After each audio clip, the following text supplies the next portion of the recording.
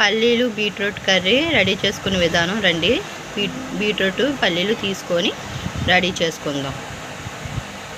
Beetroot curry ready చేసుకోవడానికి ముందుగా stove on చేసుకొని ఆయిల్ వేసుకోవాలి.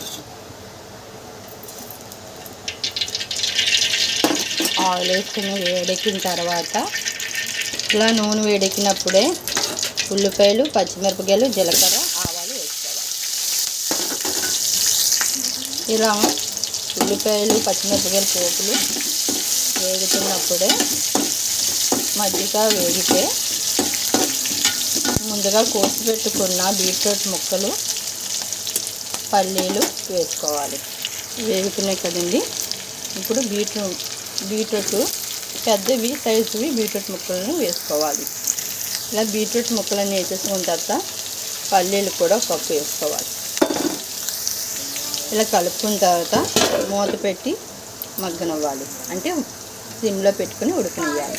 ఇలా ఒకసారి మూత తీసి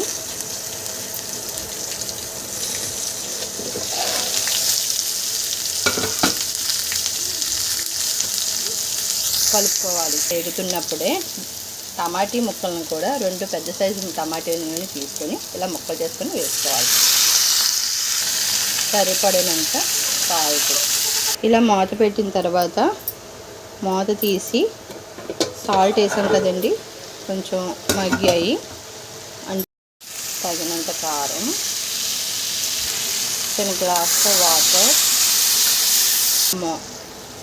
ఉడుకుతున్నప్పుడు మూత పెట్టి ఉడకనియ్యాలి. కొంతసేపు అయిన తర్వాత మూత తీసుకొని వాటర్ అంతా ఇంకిపోయిందండి. బాగా కలుపుకొని బౌల్లో తీసుకోవడమే. ఇదిగోనండి, బీట్రూట్ పల్లీ కర్రీ రెడీ అయిపోయింది.